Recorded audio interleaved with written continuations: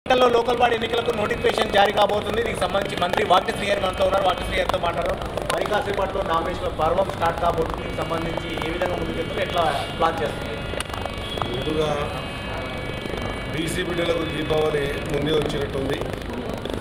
అందరూ కూడా ఎంతో సంతోషంగా 42% రిజర్వేషన్స్ ప్రతిపక్షాలు ఉదయం మధ్యాహ్నం సాయంత్రం ఇది కావు సాధ్యమేదే కాదన్నారు.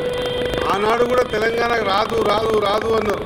తెలంగాణ వస్తుంది ఇస్తుంది కాంగ్రెస్ అన్నాం, కాంగ్రెసే ఇచ్చింది. ఈరోజు కూడా రావు అని మీరు ఎంత కారు కూతలు కూసినా కాంగ్రెస్ పార్టీ ఇవ్వాలనుకున్నది ఇచ్చింది.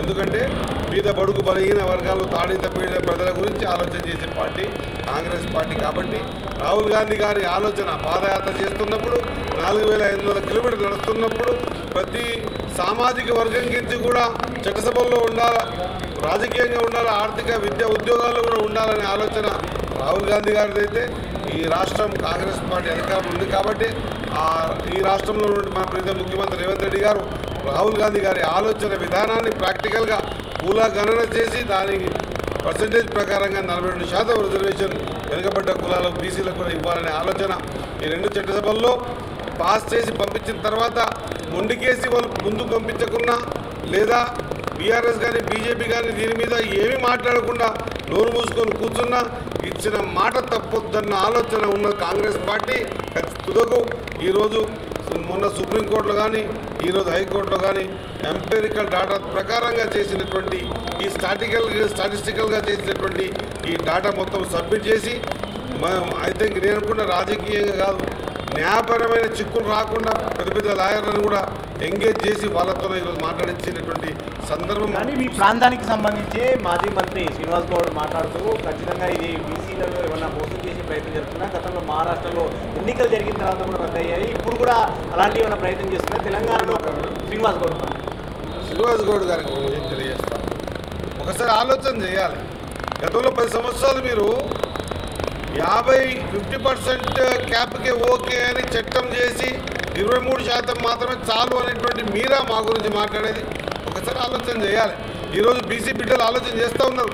ఆ రోజులాగా లేదు. ఈరోజు ప్రతి బీసీ బిడ్డ కూడా వాళ్ళకు వచ్చినటువంటి రిజర్వేషన్ ప్రక్రియ ద్వారా ఏ విధంగా ముందుకు పోవాలని చేస్తున్న ప్రయత్నంలో మీరు 50% క్యాప్ ఓపెన్ కాకుండా మేము దానికి కట్టుబడి ఉంటాం, 50%లో ఎలక్షన్ చేసుకుంటామని చెప్పి చట్టం చేసి ఆ ఎలక్షన్ చేసిన మీరు మా గురించి చిన్న ఒక డౌట్ అడుగుతున్నాడు. ఇప్పుడు ఖర్చు పెట్టుకొని గెలిచిన తర్వాత మహారాష్ట్రలో ఇట్లా గెలిచిన తర్వాత కూడా అవి రద్దయిపోయినాయి కదా, ఇప్పుడు ఈ పదవులు పోవనే గ్యారంటీ కాంగ్రెస్ పార్టీ ఇవ్వగలుగుతుంది, ప్రభుత్వం ఇవ్వగలుగుతున్నారు. మహారాష్ట్రలో మేము ఏ విధంగా అయితే సైంటిఫిక్గా చేశామో 150 ఇండ్ల యూనిట్గా చేశాము, 10 మంది ఒక ఇంటికి ఒక సూపర్వైజర్ పెట్టి చేశాము, ఎంపెరికల్ డాటాని డొమైన్లో పెట్టాము.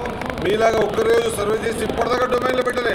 అట్లా కాకుండా కూడా ఎవరెంత అనేది ఈరోజు తెలంగాణ రాష్ట్రంలో తెలుస్తుంది అంటే అది కాంగ్రెస్ పార్టీ ఏదైతే కులకరణ చేసిన ప్రక్రియ ద్వారా తెలుస్తున్న విషయం మా సీరన్నకు తెలుసు. సీరన్న ఇంకా ఈ విధంగా మాట్లాడి ఏదో కన్ఫ్యూజ్ చేసే ప్రయత్నం వద్దు. ఎవరు గెలిచినా కూడా బీసీ బిడ్డలే గెలుస్తారనే ఆలోచనతో ముందుకు పోవాల్సిన అవసరం ఉంది.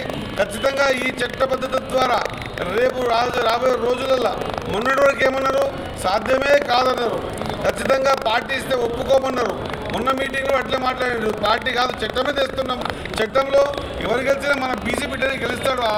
ఆ కోణాన్ని మర్చిపోవద్దని సీనియర్ తెలియజేస్తాం. లోకల్ బాడీ ఎన్నికల్లో కాంగ్రెస్ ఎలాంటి వ్యూహంతో వెళ్తుంది అంటే ఇప్పటికే మీరు ఒక 3 సభ్యులను సెలెక్ట్ చేశారు. ఆ 3 సభ్యులకు సంబంధించి ఒకరిని ఎలా ఎంపిక చేస్తారు, ఏ విధంగా ముందుకెళ్తారు? ఖచ్చితంగా ముగ్గురు కాంగ్రెస్ పార్టీ స్వేచ్ఛ ఎక్కువ ఉంటుంది. మా దగ్గర అడిగే వాళ్ళు ఎక్కువ ఉంటారు. దీంట్లో అన్ని చూపులతో ఎక్కడ ఆపం. కాంగ్రెస్ పార్టీ కొంత ఫ్రీడమ్ ఎక్కువ ఉంటుంది కాబట్టి ప్రతి ఒక్కరు ఆశావాదం చేస్తారు. వాళ్ళని ఏ విధంగా చేయాలి, గెలుపు గుర్రాలు ఎవరి ద్వారా అయితే మనం గెలుపు తీసుకొస్తాం, పార్టీకి పనిచేసిన వాళ్ళు ఎవరు, పార్టీకి పనిచేసిన వాళ్ళు ఏ విధంగా ఏ స్థానంలో పెట్టాలనే ఆలోచన ఉంది. కాబట్టి దాని ప్రకారంగా అందరి సమన్వయం చేసి ఖచ్చితంగా ఆ లిస్ట్ అవుట్ చేసి తొందరలోనే 1, 2, 3 విడతల సర్పంచ్, 2 విడతల ఎంపీడీలు కాబట్టి అందరూ బీసీ బిడ్డలు ఆలోచన చేయాలి. ఈరోజు 42% రాగలిగింది అంటే, ఈరోజు 42% గురించి ఆలోచన చేయగలిగింది అంటే అది ఒక్క రాహుల్ గాంధీ గారి ఆలోచన, రేవంత్ రెడ్డి సార్ గారి ఆలోచన, కాంగ్రెస్ పార్టీ ఆలోచన మర్చిపోద్దని తెలియజేస్తా ఉన్నా. ఖచ్చితంగా ఇది ఒక ఉద్యమంలో సాగింది. అందరూ దాదాపు 4 కోట్ల ప్రజలు వేచి చూస్తున్న సందర్భం. ఈ సందర్భం ఈ విధంగా పాజిటివ్ అవ్వడం నిజంగా కూడా ఒక బీసీ బిడ్డలందరూ కూడా సంతోషంగా ఉండి ఎవరిది కూడా గుంజుకోకుండా, ఎవరిని ఇబ్బంది పెట్టకుండా, ఎవరిది తగ్గించకుండా, ఎవరిది వాళ్ళకే వండుకుంటూ మా సంఖ్యాపరంగా మాకు వచ్చిన సందర్భం ఇది. కాబట్టి అందరూ కూడా ఈ ప్రక్రియని ముందు తీసుకుపోయి అందరూ కూడా లోకల్ బాడీస్లో గెలవలసిందిగా అందరికి కూడా శుభాకాంక్షలు తెలియజేస్తా ఉన్నాను. ఇది ముఖ్యంగా బీసీలకు శుభాకాంక్షలు కూడా చెప్పారు. లోకల్ బాడీ ఎన్నికలకు సంబంధించి అభ్యర్థులు పోటీ చేసే వారికి కానీ ఆ విధంగా గెలుపుకు సంబంధించిన కృషి చేసే వారికి అందరూ కూడా మంత్రి వారికి శ్రీహరి శుభాకాంక్షలు చెప్తారు. మరోవైపు బీఆర్ఎస్ చేస్తున్న అనుమానాలు ఏవైతున్నాయో, ముఖ్యంగా మాజీ మంత్రి శ్రీనివాస్ గౌడ్ చేసిన అనుమానాలకు సంబంధించి కూడా మాట్లాడుతూ ఎలాంటి శశిమిషాలు అవసరం లేదు, ప్రభుత్వం చాలా చిత్తశుద్ధితో పనిచేస్తుంది, ఖచ్చితంగా 42% రిజర్వేషన్లు నిలబెట్టుకునే ప్రయత్నం ఖచ్చితంగా ప్రభుత్వం చేస్తున్నట్టు కూడా ధీమా వ్యక్తం చేస్తున్నారు. రవీంద్రతో ప్రతాప్, టీవీ హైదరాబాద్.